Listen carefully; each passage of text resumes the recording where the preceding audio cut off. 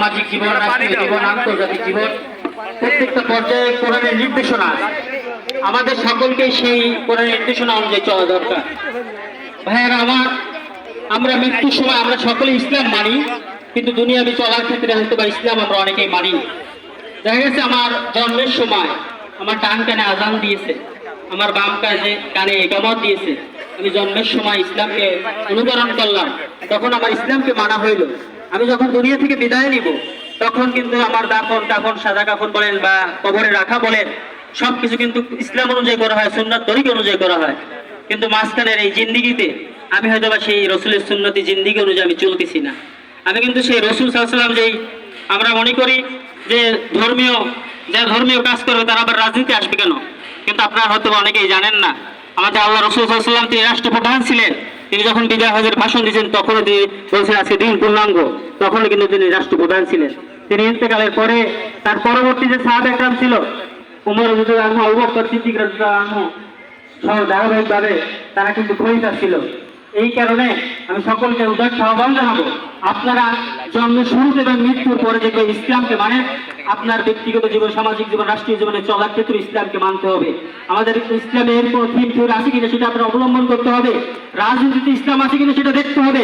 আজকে 8 বছর শিশু বাংলাদেশে ধর্ষণ হয়, যদি বাংলাদেশে কোরআনে আইন থাকতো, ধর্ষণের যে শাস্তি কোরআনে বর্ণনা আছে এটা যদি থাকতো, কোনদিন আমার 8 বছরের মেয়ে, আমার 3 বছরের মেয়ে ধর্ষণ হতো না। কথা ঠিক না ঠিক? এই জন্য আমরা চাই আগামী বাংলাদেশ ঠিক না। আমার দুঃখের সহিত বলতে হয়, আপনার ইসলামে একরাম, আমরা অনেকে মনে করি যে রাজনীতিতে আমরা আসতে চাই না। অনেক ভাইরা শিক্ষিত জনগণ আপনারা মনে করেন রাজনীতি একটা নষ্ট জিনিস, পচা জিনিস, দুর্গন্ধ জিনিস, এর লগে ঘুষলে মনে আমি নষ্ট হয়ে যাবো, পচা হয়ে যাব, এই চিন্তা করে অনেক শিক্ষিত মানুষ, অনেক ওলামা একরাম রাজনীতির সাথে সম্পৃক্ত হন না।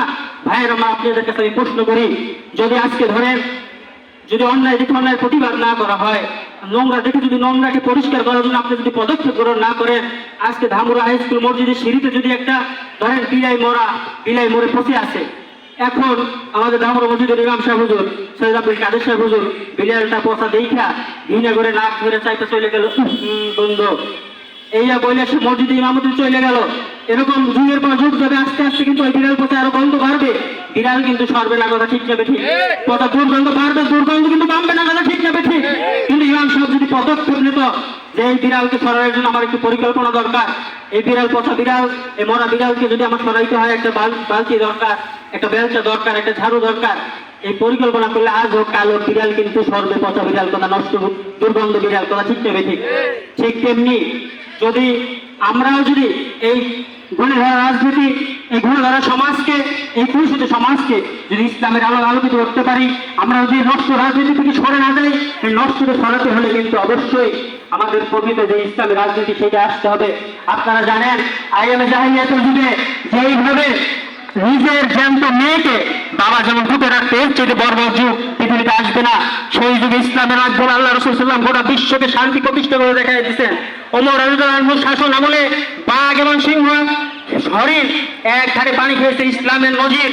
সেরকম যদি আগামী দিনে আমরা যদি চেষ্টা করতে পারি, হতে পারে আমি ডাক দিচ্ছি, হতে পারে আমি হয়তো আহ্বান করেছি, হতে পারে আব্দুল কাদের সাহেব আহ্বান করেছে,